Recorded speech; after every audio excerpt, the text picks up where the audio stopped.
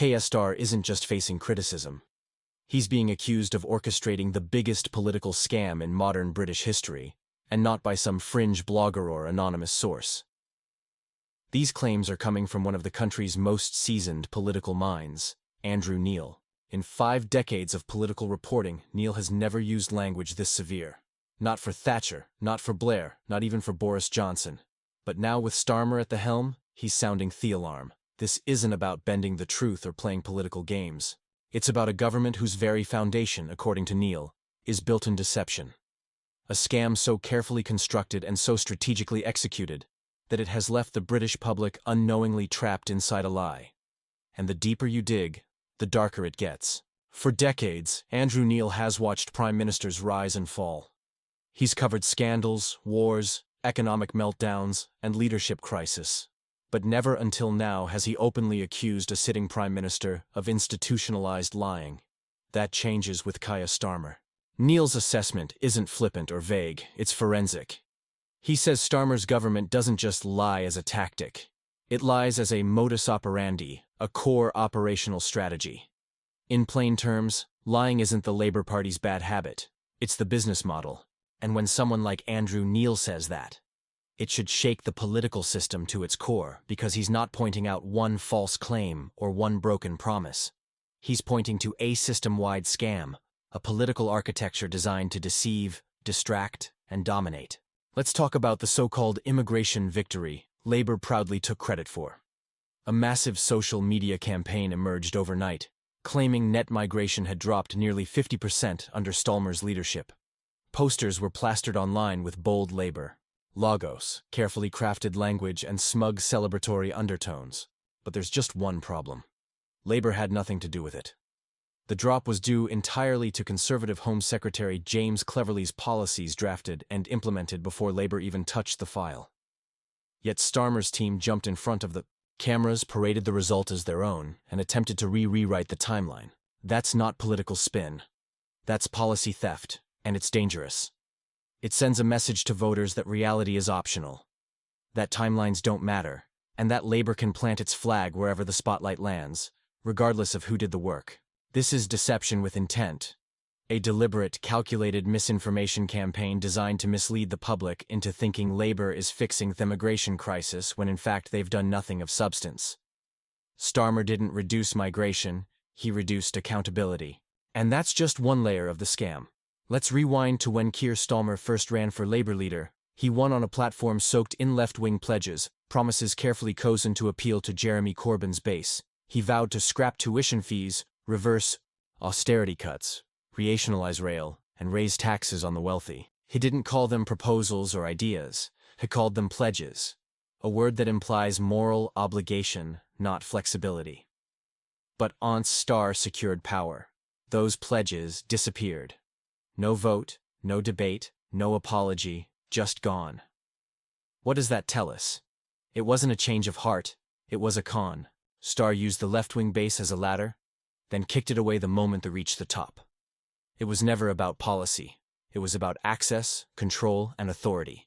He hijacked the Labour Party's grassroots, drained its momentum, then repositioned himself as a centrist without facing a shred of democratic accountability. And now the same man who betrayed the movement that put him in power is parading around as the savior of British politics. Andrew Neil knows this, and that's why his words cut so deep. When Neil says Starmer's government is built on lies, he's referring not just to broken promises, but to a systematic betrayal of trust, a manipulation of facts, timelines, and public perception so comprehensive that it fits the definition of a scam. The kind of scam where the victim doesn't even realize they've been conned until it's far too late. And Starmer's defense, denial, and distraction. Take the controversy around Labour's fiscal plans. The party claims there will be no tax rises, that they will fund all public services through growth and efficiency. But then, in the next breath, they talk about adjusting national insurance, redefining thresholds, and imposing targeted levies. Let's be clear. Those are tax increases. Plain and simple. It's a linguistic shell game. Rename the tax, shift the label, and hope the public doesn't notice. This tactic has a name: semantic fraud. It's when politicians repackage harmful policies in softer language to avoid backlash. And Starmer's government has weaponized it with surgical precision. They're not telling the truth. They're performing a confidence trick with political jargon. It's like selling Ozzed car with a fresh coat of paint. It looks shiny on the outside, but once it breaks down, it's too late. Even Starmer's stunts on Brexit reek of double dealing. He promised to make Brexit work, but insiders suggest he's quietly laying the groundwork for regulatory alignment with the EU, effectively reversing Brexit by stealth. No vote, no debate, just quiet incremental steps that lead Britain right back into the EU's orbit. If true, this isn't leadership, it's subversion, and once again, the British public is left in the dark. Their democratic choices undermined by a man too cowardly to be honest. What we're witnessing isn't just political maneuvering, it's structural deception. A prime minister who doesn't just mislead the public, but does so systematically, deliberately, and repeatedly. A party that operates more like a PR agency than a government, and a public that's being force-fed a narrative built on fiction. Andrew Neil isn't alone in raising the alarm, but he's the loudest voice yet, and possibly the most credible. His warning is clear. Star's Labour isn't trying to fix Britain, it's trying to trick it. Unless the public wakes up, we may all be living inside the biggest political scam this country has ever seen. As Andrew Neil's explosive critique continues to reverberate across the political landscape, the broader implications for British democracy cannot be ignored. This isn't just about Star's personal credibility. It's about a system now being corroded from within. What happens when the official opposition-turned-government masters the art of deception so thoroughly that truth itself becomes obsolete? We're already seeing the effects. Public trust in politicians is plummeting. Voter apathy is on the rise. A meaningful debate has been replaced by smoke and mirrors. Starmer hasn't just lied. He's rewritten the rule book on how to lie while maintaining the illusion of honesty. This is the scam at its most dangerous when manipulation masquerades as leadership. Starmer's entire career is now being viewed through a new damning lens. He was once branded as a man of principle, a former director of public prosecutions, a legal mind of integrity, a quiet force of competence. But what Neil's revelations have exposed is the extent to which that image was carefully curated, not earned. Starmer's leadership has become a theater of calculated illusion where virtue is performed, not practiced. From the moment he donned the mantle of Labour leader, every move has been choreographed to appear moderate, trustworthy, and professional, while underneath, the engine of dishonesty churns relentlessly. One of the clearest examples of this double game lies in Star's public statements versus internal policy documents. Publicly, he claims to support working families, defend British jobs, and uphold national sovereignty. But behind closed doors, Labour, insiders whisper of plans to expand mass migration schemes, deepen regulatory alignment with Brussels, and introduce stealth tax increases that will hurt every middle class they pretend to defend. These aren't conspiracy theories. They're contradictions documented by former advisors, leaked memos, and even disgruntled Labour MPs who now speak out anonymously. The scam thrives not because people aren't looking, but because they're overwhelmed by layers of narrative management and political performance.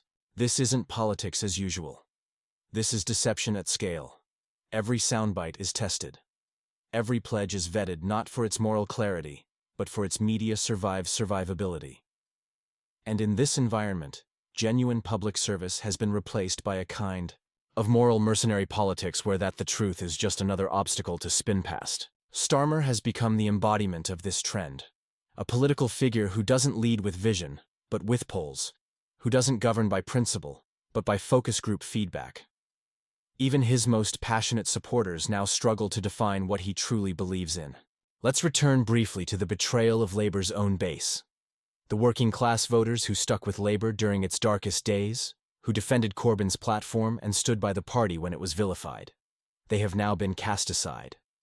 Their loyalty was milked and discarded the moment Starmer sought a clearer path to power by drifting rightward. And he didn't just abandon them, he insulted them. He accused his own former allies of being unrealistic, outdated, even dangerous, while parading around as the only adult in the room. This isn't evolution, it's opportunism. The kind that doesn't build bridges, but burns them. Even on matters as sensitive as war and foreign policy, Star's pattern of deceit continues. He's made loud proclamations about Labour being a party of peace and diplomacy, yet continues to endorse positions that echo establishment warmongering without question. There's no nuance, no debate, no dissent within his ranks. Just blind alignment with whatever global narrative keeps the press off his back. It's apolitical strategy that sacrifices integrity for ease and accountability for applause. And it's another pillar of the scam Neil exposed. Promise one thing, deliver another, and count on poo.